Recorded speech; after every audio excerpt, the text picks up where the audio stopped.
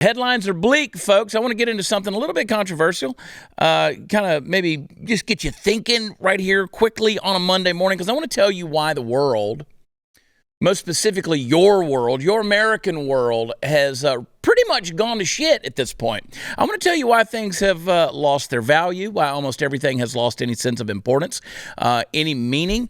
It's quite simple when you think about it. We've lost the concept, wait for it, of consequences.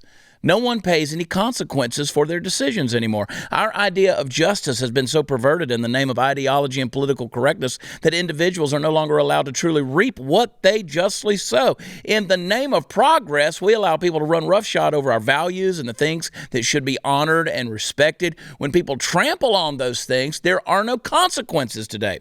When I was a kid, the idea of stealing a piece of candy or anything from the store was a completely foreign and taboo concept in my mind. As a young boy, I never stole a single thing. You know why? Because I knew that my father would break my ass in half. I knew there would be consequences. Now, I'm not saying that my father didn't love me or that he was in some way abusive. Absolutely not. In fact, the truth is quite the opposite. My father loved me enough to show me the consequences of my bad choices. Now, we no longer spank our children, but instead we've relegated discipline to a timeout concept. Timeout just gives your kids an extra 10 minutes to strategize about the next round of crap they want to do to you.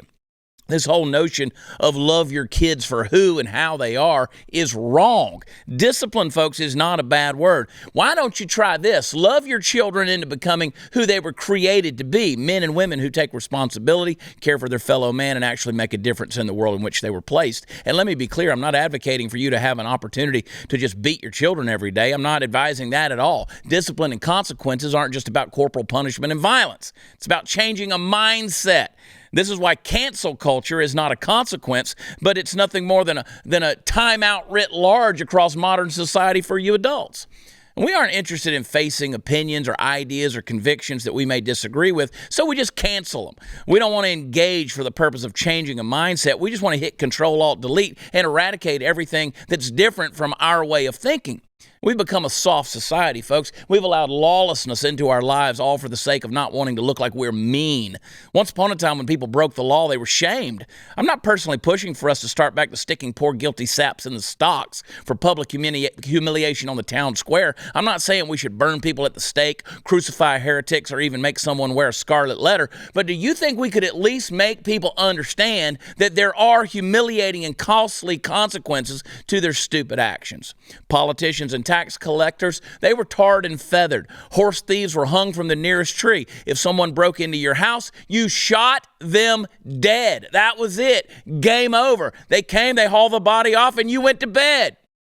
When King George of England overstepped his bounds in the American colonies, we kicked him and his redcoat cronies back across the Atlantic Ocean. Look at today's journalists in the mainstream media. They say and report anything they want without any journalistic objectivity, without any fear of reprisal by the general public.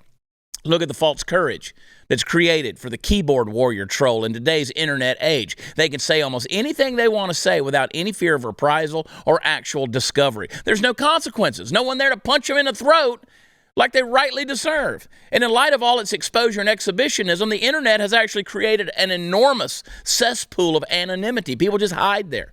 A whole world where there's no consequences. Now look at the oncoming metaverse, where a person can engage in a virtual world in reality. Already they're discussing how to handle inappropriate behavior and even virtual sexual harassment. Yeah, that's what I said, virtual sexual harassment. Get ready, folks. They've created the ultimate world that has no consequences.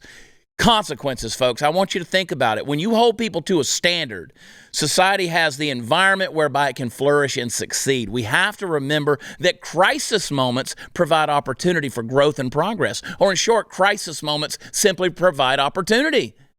That's what it means when we say learn from your mistakes. We spend our time trying to find ways to make life as pain-free as possible, but instead we're creating greater scenarios of nonsense and chaos. We're not willing to enforce, embrace, or face consequences. Now, I'm not advocating for a zero tolerance of mistakes or bad decisions in society, and I'm certainly not saying that we should become without grace. But can we please hold ourselves to a higher standard and once again get back to the concept of consequences?